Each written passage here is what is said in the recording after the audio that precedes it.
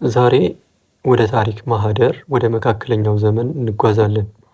ነገር ግን የምንጓዘው በተለመደው የታሪክ ተመራማሪዎች መንገድ ሳይሆን በዘመናችን እጅግ የላቀው አርቲፊሻል ኢንተለጀንስ ኤአይ የቴክኖሎጂ ብርሃን ታግዘን ይሆናል።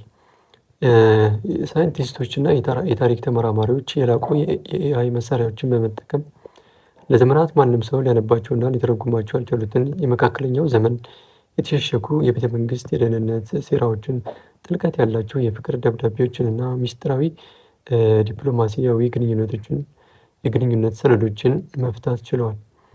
እነዚህ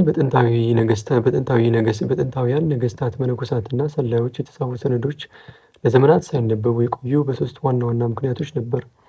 አንደኛው በጊዜ ብዛት የብራና ወረቀቶቹ በመበላሸታቸው ቀለማቸው በመጥፋቱ ሲሆን፣ ሁለተኛው ደግሞ በወቅቱ ይጽፉባቸው የነበረው የእጅ ጽሑፍ የቁልቁልና የሰያፍ አጻጻፍ ስልቶች ኦር ኮምፕሌክስ ከርሲቭ ካሊግራፊ ለዘመናዊ ሰው ለማንበብ እጅግ አስቸጋሪ በመሆናቸው ነው።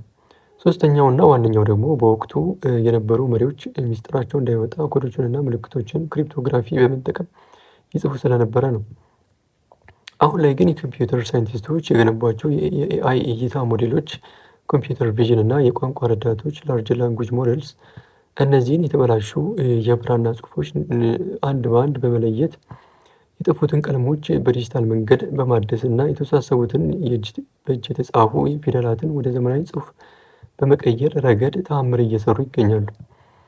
ኤአይ ሰነዶቹን መተንተን ከጀመረ ወዲህ ጀምሮ ከዚህ ቀደም በታሪክ መጽሐፍት ውስጥ ተዘግበው የማያውቁ በንጉሳውያን ቤተሰቦች መካከል የተደረጉ ሚስጥራዊ የፍቅር ግንኙነቶችን፣ ሀገራትን ለማፍረስ የተሻረቡ የውስጥ ሴራዎችንና ጦርነቶችን ያስቀሩ ረቂቅ የዲፕሎማሲ መልእክቶችን በግልጽ ሊያነቡ ችሏል። ከዚህም ባለፈ በወቅቱ ማህበረሰቡ ይጠቀምባቸው የነበሩ የሕክምና ቅመሞችና ባህላዊ መፍትሄዎችን ጭምር በሰፊው እየተገኙ ነው። ይህ የቴክኖሎጂ ስኬት የታሪክ ተመራማሪዎችን እጅግ ያስደሰተ ሲሆን ኤአይ ታሪክን የምናጠናበትን መንገድ ሙሉ በሙሉ እየቀየረው መሆኑን ያረጋግጣል። ከዚህ ቀደም በሰዎች አቅም ብቻ ለዓመታት የሚፈጀው የሰነዶች ምርመራ ኤአይ አሁን ላይ በጥቂት ሰዓታትና ቀናት ውስጥ በማከናወን የሰው ልጅ የሺህ ዓመት የተዘነጋ ታሪክና ጥበብ በአዲስ መልክ ወደ ህይወት እየመለሱ ይገኛል።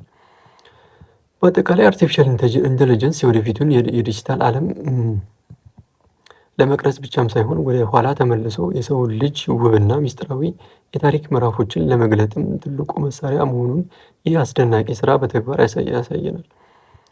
ይህ የታሪክ እና የቴክኖሎጂ ጥምረት የሚያሳይ ልዩ ወቅታዊ መረጃ ጠቃሚ እውቀት እንደጨመረላችሁ ተስፋ አደርጋለሁ። ቪዲዮን ላይክ ማድረጋችሁን እና ለወዳጆቻችሁ ሼር ማድረጋችሁን አትዘንጉ። ቴንኪው